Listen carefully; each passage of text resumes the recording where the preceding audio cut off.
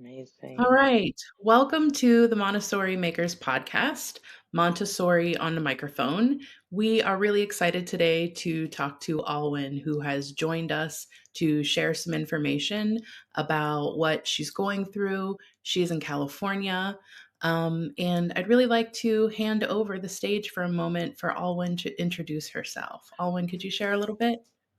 Yeah, hi, I'm Allwyn Fitzpatrick. I'm the head of school at Oak Knoll Montessori School, which is a AMI school in Pasadena and Altadena, California. I was a Montessori child from the age of about 2 to 3 weeks through middle school, and I have a son who is 21, who is a junior at Tulane. He was also a Montessori child from about 2 weeks through eighth grade. Um, so yeah, I love my little pocket of the world here, and I've only been head of school since July, but it has been a dynamic 6 months. That's great. That's great. We crossed paths a couple years ago. We were both in Yeah, different places, but as soon as I met you, I was just so impressed by all the things that you know and you do and you are capable of. So I was really excited for this opportunity to hear you talk about some of the things we know so well about Montessori.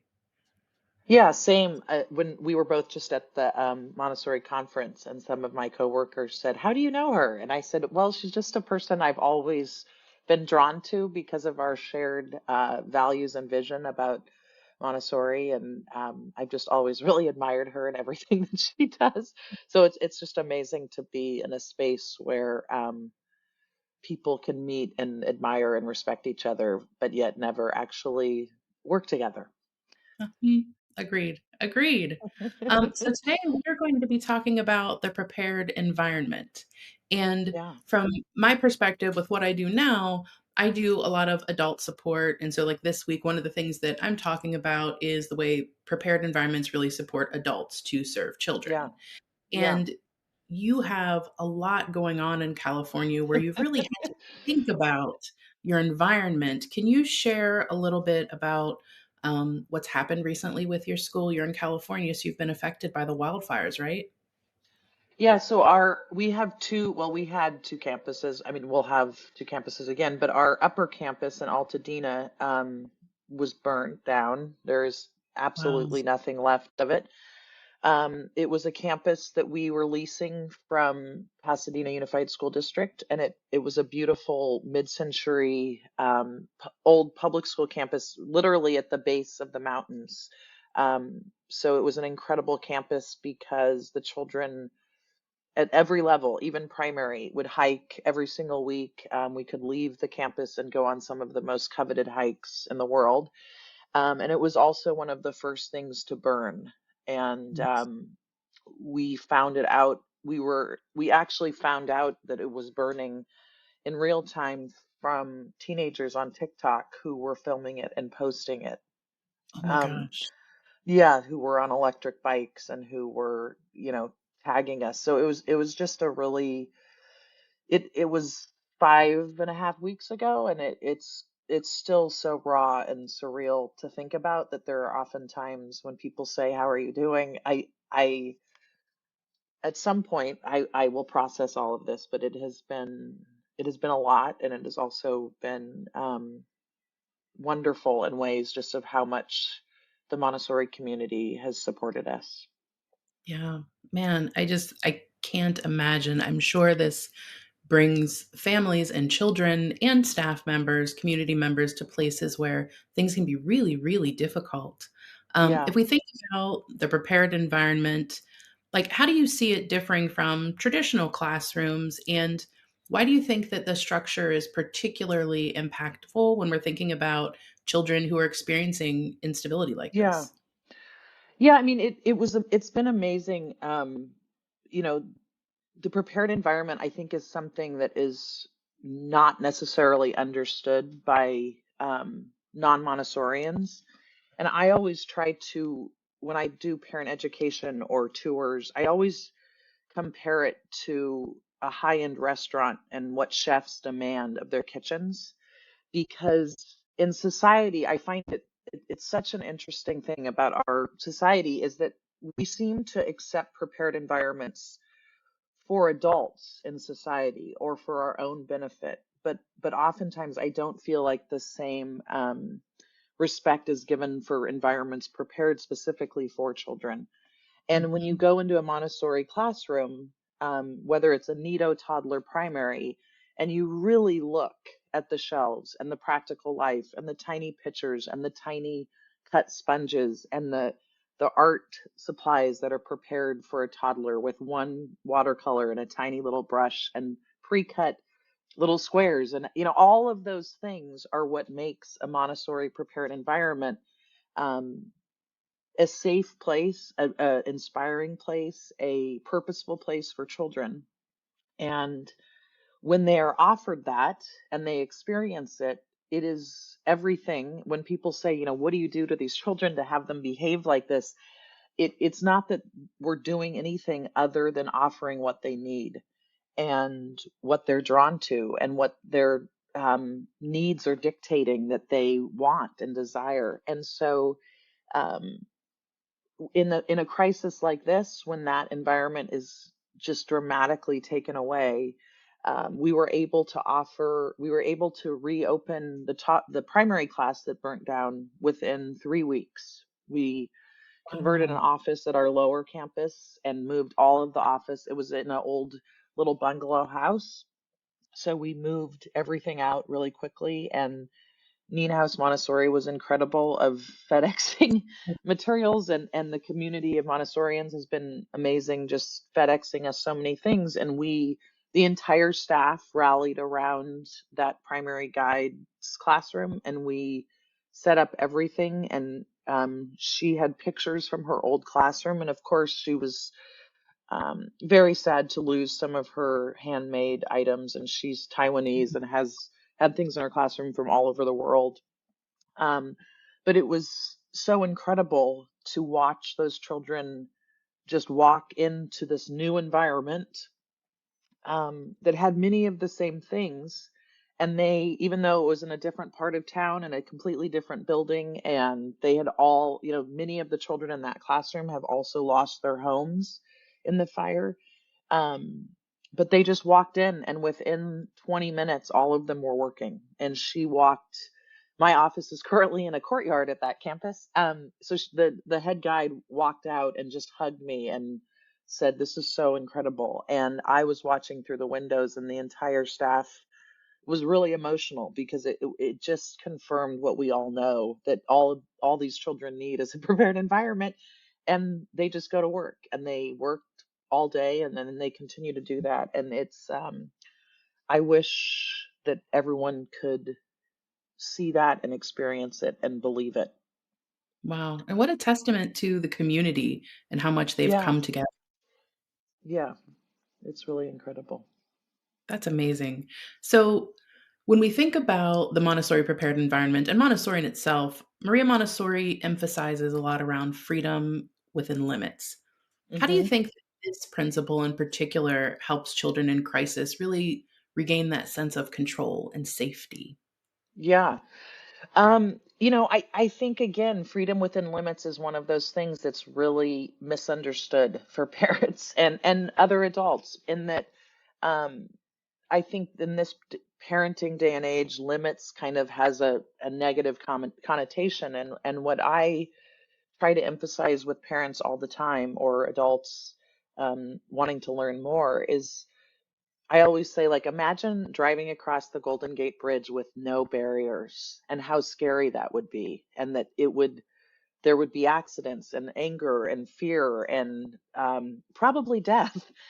What a And, great yeah, and that is, or I talk about, why going to concerts with GA seating without assigned seats is usually very anxiety producing for people, because you don't know where you're going to go. And I mean, I know for me, I'm a big concert person. I love an assigned seat. um so it For that reason, freedom within limits, the children thrive in that kind of environment, because everything is clear to them, and it's not benign, and it's not made up. It's, why do you have to walk with a glass pitcher versus running? and the consequence is real, and there's glass and that will hurt you. And so all of those things, when they're presented to children in a respectful way, all they do is benefit the child and benefit the entire community.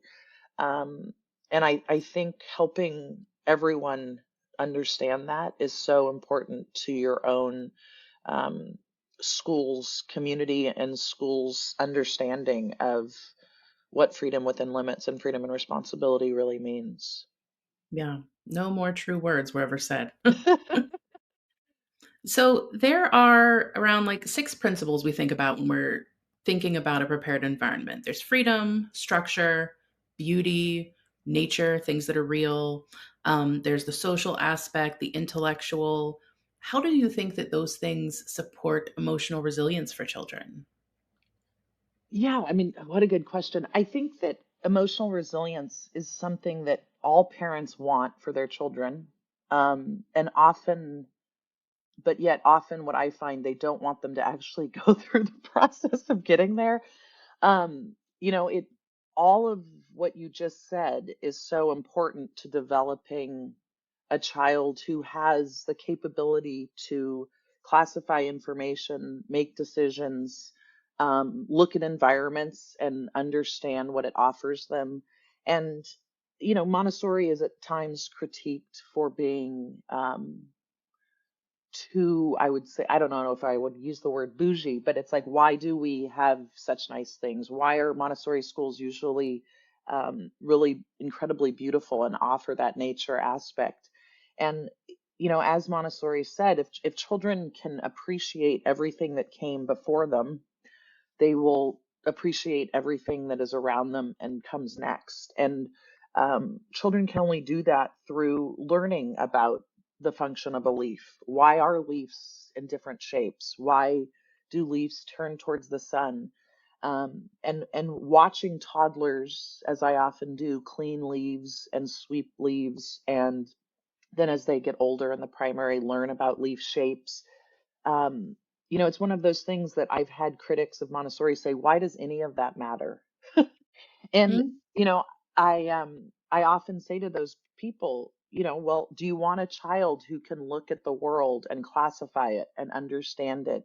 And because if you can go into any situation and classify it and understand its purpose, children will have that emotional resilience to exist in any space, whether that means a traditional classroom space sometime in their life, a library, and I feel like that's what's so missing right now in so many children's life, is those experiences that build emotional resilience of, it's really important for children. I was talking about this with some of the consultants at the refresher course of that that idea of children waiting. And I remember when Molly O'Shaughnessy, the primary trainer, was doing table washing, and it's when I realized I could never be a primary teacher. But she waited, she turned over the cup, and we all waited for that final drop. And when it dropped, we, like, the whole room, there was 36 of us, we all went, and for children to get that lesson, especially in this day and age when attention spans and speed and all of those things are what we're battling against, for children to be given the time and space to experience those little moments as a young person is only going to make them experience those moments, compounded throughout their life. I think we all want children who are going to operate in the world with a sense of wonder and awe. And it would be hard for anyone to convince me that a Montessori experience for their children, especially at a young age, is um, not the greatest gift that you can give a child, because I just truly believe that it is. agreed. Agreed. Yes. Um, so, digging more into your situation specifically and what you're going through with children and families, when we think about these high stress situations, right? Children have Hmm. gone through great loss. What do you think about the ways that caregivers at home or educators at school can modify the prepared environment to support children who have gone through trauma like this? Like, are there Yeah. routines that we should stick to? Like, what kind of things promote their grounding?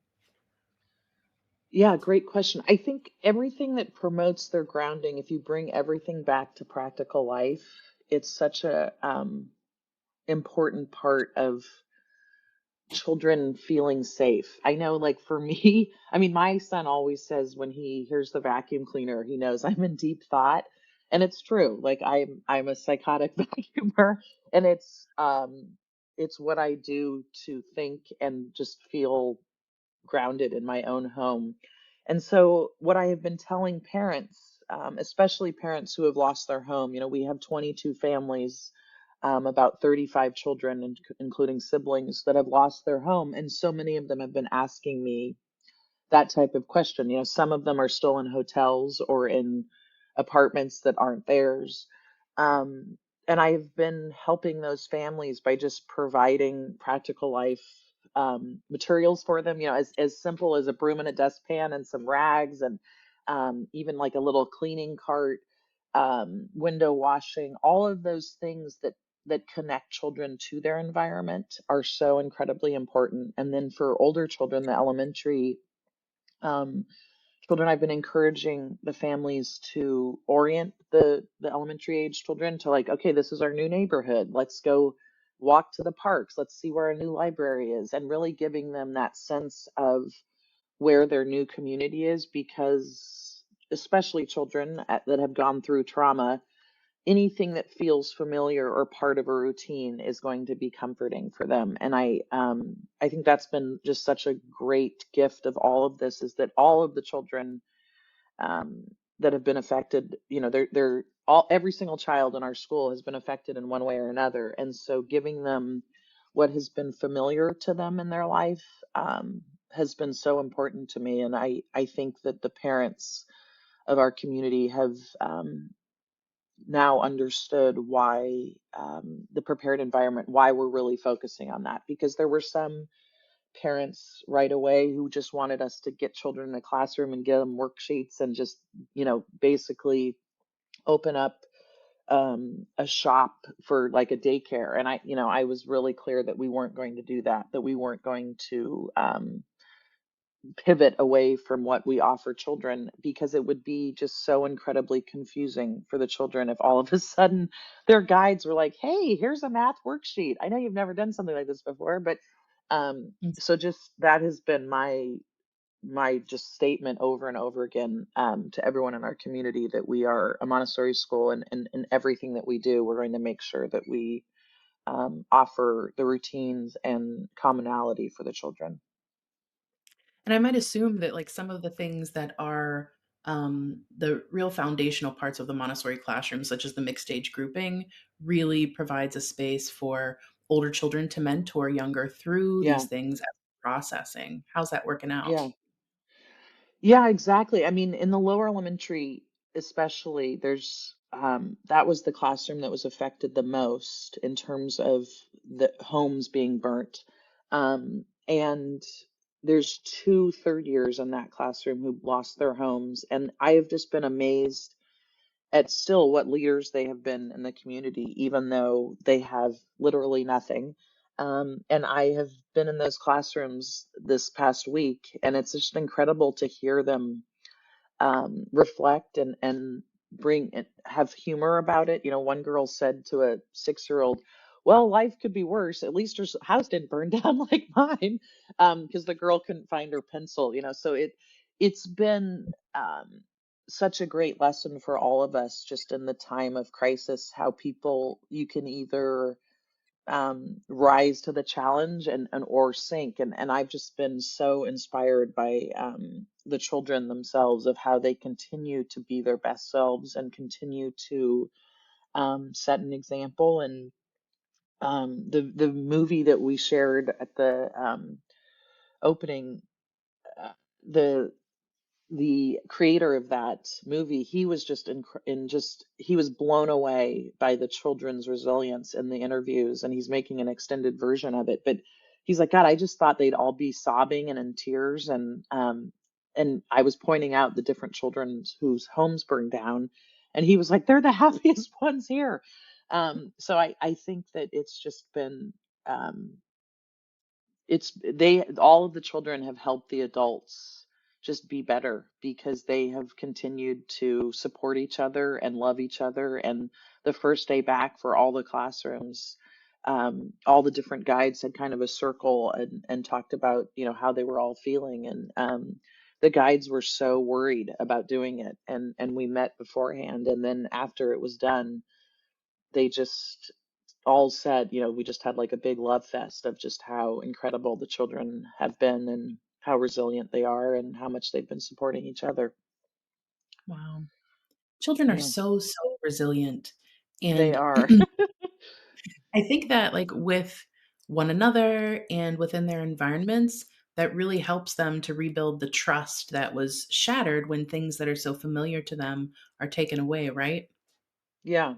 Yeah. And I think that's the thing that parents, especially the parents of those who lost their homes, in the first couple of days, I think that the reaction was so big from everyone. Like most people thought we were going to go out of business. Most people thought we were going to close. The emails I got those first couple days would be a great, I don't know if it would be like a great horror movie or SNL skit, but and I have unfortunately gone through a lot of crises, and I think any educator that is still in education and survived COVID, all of this is I don't want to say familiar, but I think that's just been the through line for all the adults and especially all the employees of the school has just been, if we keep looking at the children and keep them as our kind of guiding light and North Star, it's really easy. And to me, for me, we were never closing, we were never going away. I kept saying to people, like, I don't know why you would ever think that. And one mom said, because there's just absolutely no way you're gonna have a school again. And I was like, oh, yes, we are. So I think the children and I have been trying to observe every single day, even if it's just for 3 minutes. Just like yesterday, I went to aftercare with all the primary, and we made a pretend buffet of all the food, and it just having moments like that. You realize how children throughout history have been such a joy point for communities, and this is definitely one of those times where just if anyone's feeling bad or like overwhelmed, I just tell them, go sit outside with the children and you'll be fine. And then they come back, they're like, oh my gosh, I'm so glad I did that. So they have been so incredibly inspiring for everyone. Oh, that's so great. And like you Yeah. bring up a really important point because as we know in Montessori, one of the parts that balances the prepared environment is the adult, right? And the role of the adult is an important part of this. So we think about Montessori guides and how they are trained to observe rather than to Hmm. intervene. How do you think that that approach empowers children that are in crisis to express their autonomy while also feeling supported? Yeah. I mean, I think as parents or adults, the prepared adult, of course, the prepared environment doesn't work without prepared adults in them. And um, I think in one of the biggest challenges in all of this has been helping the parents understand what the adults in our community, the teachers, guides, assistants, support staff, have themselves been going through. And I Mhm. remember it also happening in COVID, where the parents were just saying, "We don't get it. Just open up, put everyone in a room, and let's go." Um, and I think it's really easy to underestimate what it takes to be a prepared adult. Mhm. And three of our teachers and guides lost their homes as well. A couple of the assistants evacuated and are never coming back. They feel so unsafe. So, Wow. balancing the needs of our staff with the demands of our families has been the greatest challenge. And I um, continue to offer grace to those people who are really upset with me that we took a couple weeks to reopen. But Mhm. I also needed to, I think because I was in the classroom for so long, I understand how hard it is to be a prepared adult when you don't feel prepared. And you don't, a prepared adult really, the definition of that really means that you are able to walk in a classroom and leave everything else behind and be completely present for the children and what they need. And that's really hard when you don't have a home, and or you're living out of a hotel and everything is a mess. Um, so Mhm. I've been really trying to help the staff. We've been doing different things every week, going to karaoke, going to lunch, going on hikes, just doing anything to try and bring some normalcy back to them, and to also just offer that sense of community for them, because I think it's really easy um, to forget how hard it is to be a prepared adult. Mhm. And so it's the most important thing to me, is that the adults and the guides feel like they have the space to be able to say, like, hey, I need some time, I need to go on a walk. And we've been talking a lot about that as a staff, because I'm a big believer that you have to show up as your authentic and best self. And so I've been working with the staff of not saying things like, I'm really burnt out, because to me, I just wrote an email to the whole staff. I try and do that once a week, of the difference. To me, an adult saying I'm feeling burnout is the same as a child in a classroom coming up to you and saying I'm bored. Mm. They both have that, there's nothing that I can personally do about that.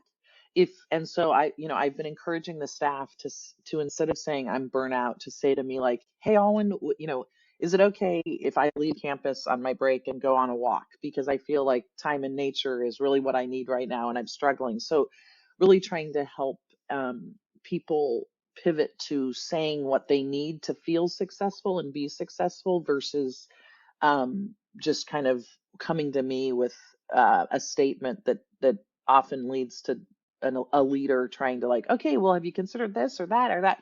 Mm. And so just that small pivot. Um, I know it can be hard for people, because it's much easier to just say I'm burnt out or I'm tired, or but really trying to get the guides and assistants to say what they need in order to be successful. Because I think the same is true of children. Whenever a child came to me and said, I'm bored in the classroom, I would say, like, really, have you learned every word in the dictionary? Or, how's that? I would always try and pivot their thinking so that they would learn really quickly that I wasn't their audience for their boredom. So I don't know if and then my step grandfather would always say only the boring are bored, and that would always get what? It was yeah. I always try and bring humor into it. Oh. So I feel like this investment into supporting the staff, like, ultimately helps support children and families. Is this something that you've always done, or is this something that you've kind of, like, moved into recognizing everything that everyone's going through? Yeah, one of my favorite books is called The Creative Quest by Questlove of the Roots. And I read a lot about creativity and how that happens. And one of the things he says in his book is that oftentimes when you're building or trying to create something, the best thing to do is to write down everything you don't want it to be. Um, and I spend a lot of time. I've always, well, that's not true. I haven't always wanted to be ahead of school.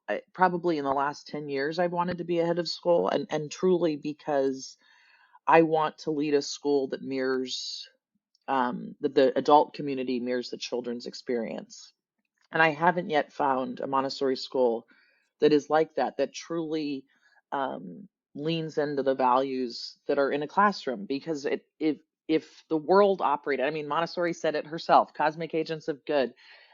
If the world operated like a Montessori classroom, it would just be an incredible world. And so you know, many times people have said to me, wow, have you always worked for incredible leaders? And the answer is no, I haven't necessarily, but I've learned a lot from leaders, and leaders that I have respected and admired.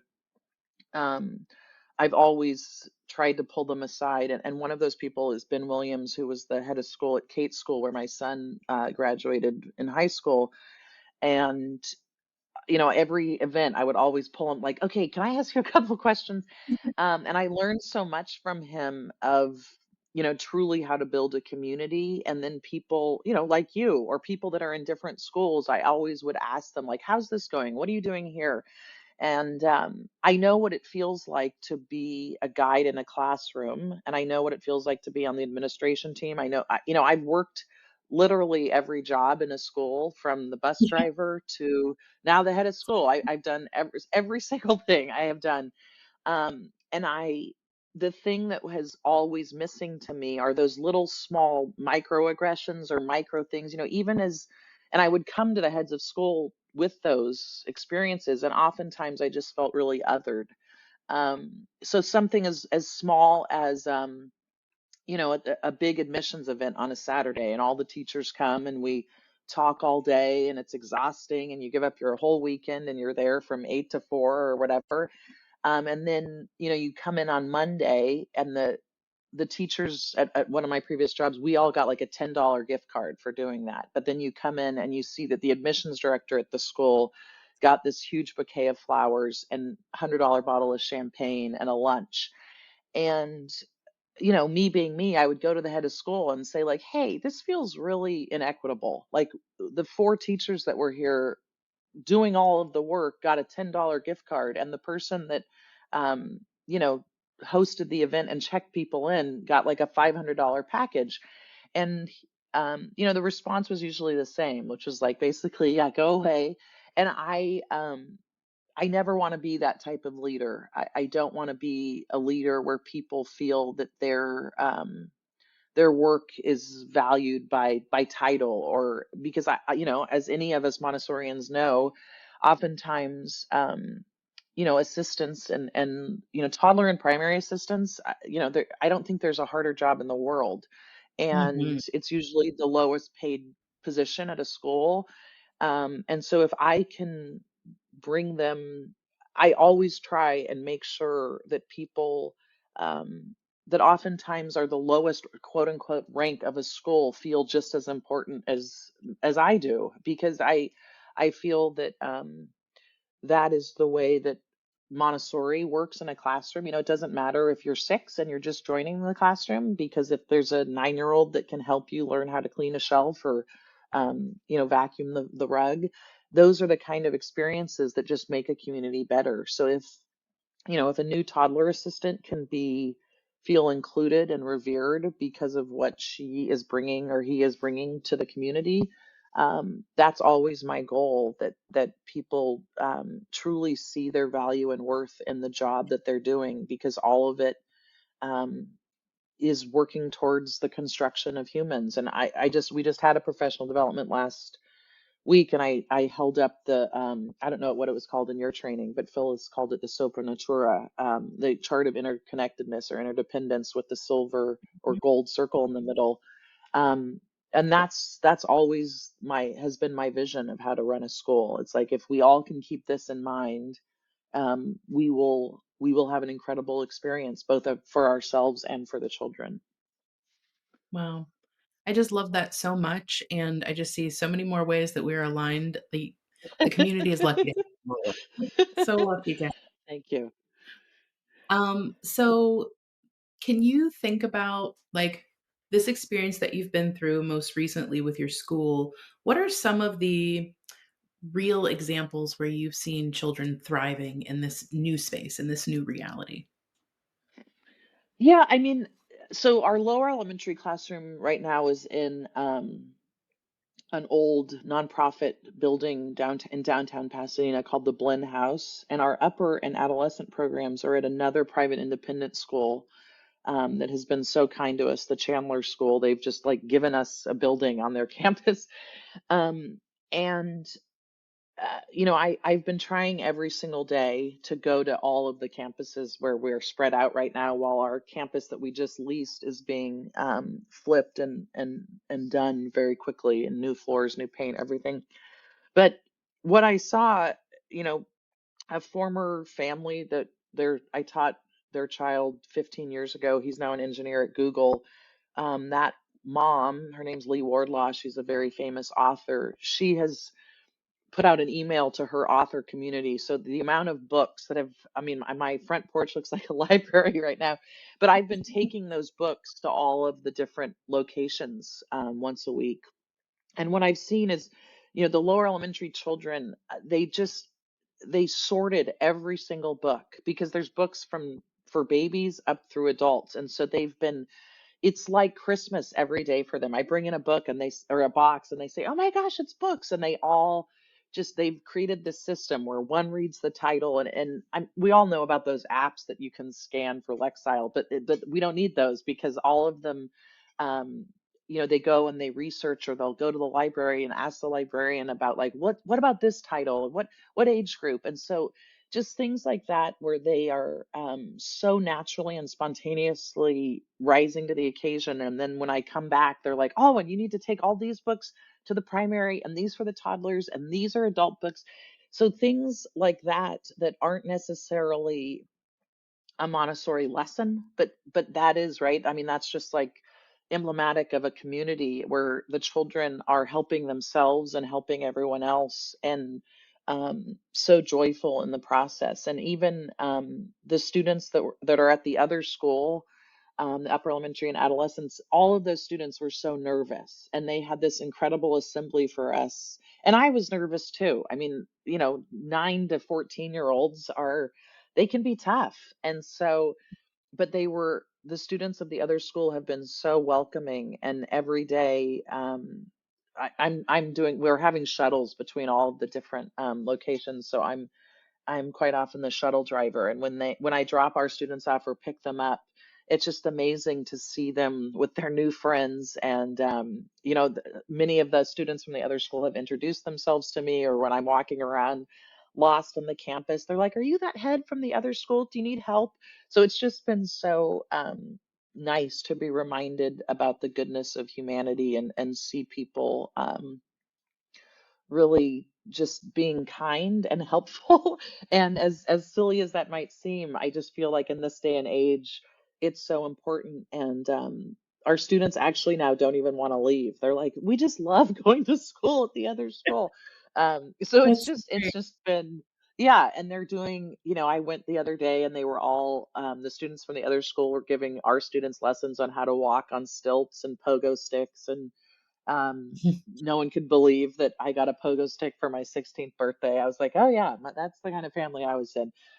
So it's just been, that's what I think has been such a gift, is just being reminded of the good of humanity. And as woo woo as that may sound, there's different moments that have happened like that every single day, that when I'm in a bad mood or I'm feeling so overwhelmed by all of this, it's those little experiences that just remind me of the important work that we're doing. That is so great. So great. Yeah. And so I've got two more questions for you.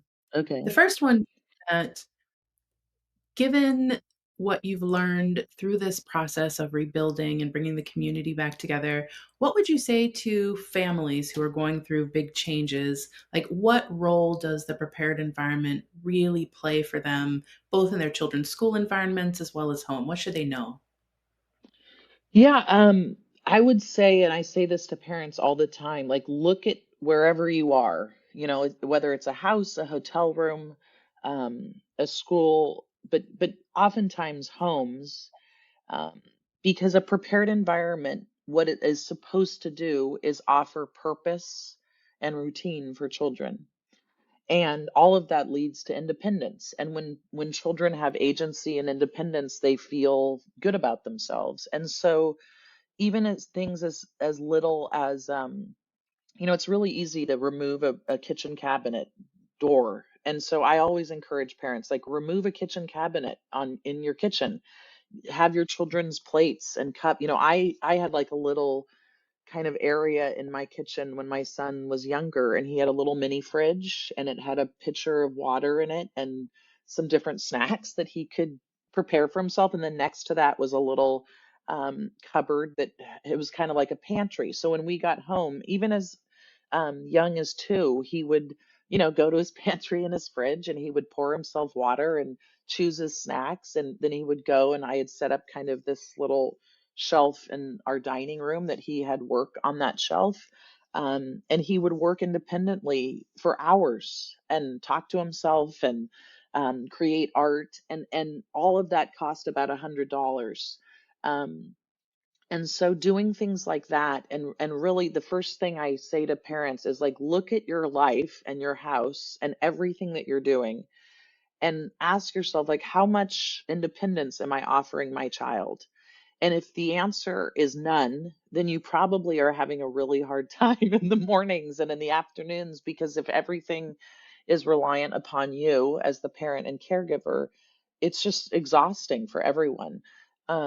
So I try in my tours and in admissions events and parent education to really offer parents those links, that information. In my dream world, I would just fly around the world and help and have kits for parents. It's like, here's your kitchen independence Mhm. life Mhm. kit hack. And because all, and even in the car, my brother was just visiting, and he has a 4-year-old and a 8-year-old. And um I finally, I have learned, I'm the middle child, and my between the three of us, we have 5 boys, ranging in age from 4 to 24. And I have learned the hard way to just keep my mouth zipped on all the opinions. But after like 2 days of his boys, quote unquote, whining of like, I need water, I need this, and they were traveling, right, and all these things.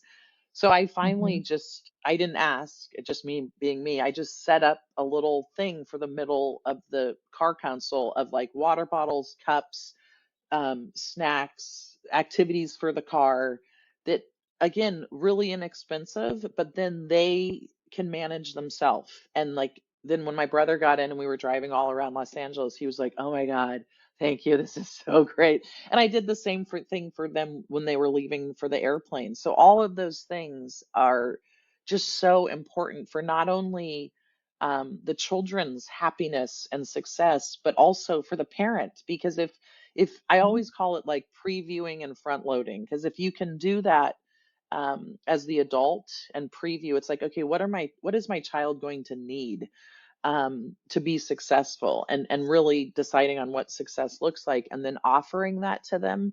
Um, just your life is just so much easier. And even still, I mean, my son's 21, and I sometimes forget that he's in the fourth plane. And it's like, I'll catch myself, not saying things like, "Come on, bro, just figure it out." And then it's like, no, if as he's truly entering into adulthood and making those huge life decisions of like, where do I go to law school? What should I do? All of these things that are really big decisions, often helping him step back. And it's like, okay, what do I actually want or need or desire, and how can I implement those things? And so from the youngest age that children are, you can do that as the adults. And it's my life goal to help everyone in the world understand that. Small goals, small goals. Yeah. Man. Um, so then my last question. Thinking about all that you've been through, all the ways that I'm sure you have been stretched as a human in supporting your community, what do you think that you will take forward for yourself from this experience? How will this guide you next in life? Wow. That's an amazing question. Um, I think, as cliche as it sounds, I've just realized, I was saying this to Golnar Perry, who had the booth next to you at the one of very close to you at the refresher course. I What I have realized is I'm turning 50 this year, and I've my entire career, I was a bartender after college at like 22 for 6 months, and then I started assisting my mom in an upper elementary class. So for almost 30 years, I have only worked in Montessori schools. Um, and I think what I'm taking away from all of this is the silliest things that I thought to myself, I cannot believe this is my job. Um, have helped me become a systems thinker, have helped me build, like what we were talking about, emotional and physical resilience. Um, I I think because I was a Montessori child, I can look at problems and really quickly know what the solution is, which is both a blessing and a curse. But I have just realized how much stronger I am than I ever thought I was, and how my brain, I don't know, I have looked at all of this as just like, okay, what needs to be done, how are we going to do it, and then let's do it. And I describe my brain, which I know is not necessarily unique. I think it's really the same as most children who are Montessori children. I always describe the way I think as like, now what is, um can you still hear me? Yeah. Yeah. I don't know if okay. I always describe my brain as being like an AI generator. Like, I can see something and then I can see the potential in it, and what it could look like at the end. And so I've just been trying to focus on what I know the result could be. And that's just been wonderful, because all of this little stuff in between, I know that we'll get through. And going through all the different crises that I've gone through in schools, and as a, um, my personal life and I mean, all of it has just been a building block to being able to lead a school through this. And I'm so grateful for all of the hard things I've gone through as a human being, because this actually seems pretty easy in comparison, to getting a divorce and all of the different things. There have been times in my life that I've really questioned, like, wow, what purpose am I giving the world? And I I just, through all of this, the purpose has been really clear. And I've been honored to be given this opportunity to lead the school through this. Wow. What an amazing takeaway from all of the challenges that come, to know that, like, the challenges you have been through have helped to create space for you to really just lean in and do your best. And I think that speaks to the type of leader that you are, a person that Oh, really is thanks. Yeah. focused on the humans you work with. So, Yeah, I mean, I have a good friend who I trained with, actually. And she works up in Seattle. And um I we have our average length of phone conversations is about 2.5 hours a week. We'll like laugh. We'll be like, oh, it's only a 1 hour and 47 minute one this week. But she has gone through so much, like every single hard and wonderful thing in my life. And I will call her, and she's just been amazed. She's like, oh, I just can't believe you're not in a ball sucking your thumb somewhere. And I'm like, no, man, this is easier than so many other things. And really, what I've realized is it's easier to exist in a community that you have shared values with than it is to exist in a community where you have conflicting values. And if I never would have believed that when I was 33. It's like I was making mhm, more money than I do now. I was in this incredible space, but it was not a space that was for me. And mhm, leaving that and walking away from it was the scariest thing I've ever done. Um, but I know that, I mean, I just learned so much through learning what it means to and exist in an authentic way. And so learning about myself, and learning that I, in fact, don't need to turn myself down, that I just need to find a community that values who I am and where I can be myself. And um, I try and tell that to children and my son and anyone who will listen all the time. It's like, if you're in a battle with someone or something or anything, um, be the person who leaves the battle. You don't have to do it. And I know it's so scary, but I don't know. I've listened to a lot of Oprah and Tupac and Brene Brown and all of those things. And um, Linda, my friend, our short conversationalist, we always say, what Deepak said to Oprah many years ago, which was like, whatever's happening to you is also happening for you. And it's something that I often repeat to myself, because even in those really hard times, and like the January 7th at 1 in the morning, when I knew our campus was literally exploding. It was like, okay, so this is happening for me, and I'm gonna need to figure out why at some point.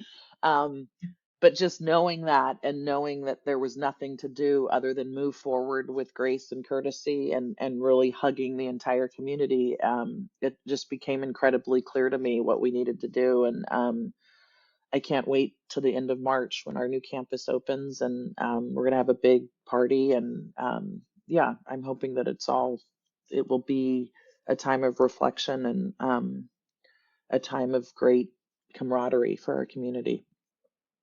Wow. Well, I just thank you so, so much for coming to You're share a welcome. portion of the story today. I think that I hope for nothing but good things to continue to happen for you and your community. I think that you've been Thank you so fun much, in your Anna. that's No, great. I'm honored to be here, and I'm honored that you're doing this. It's wonderful. Trying to bring more voices to Montessori. Yeah. And with that, we will wrap the episode today around the prepared environment. And thanks for tuning in to our Montessori microphone.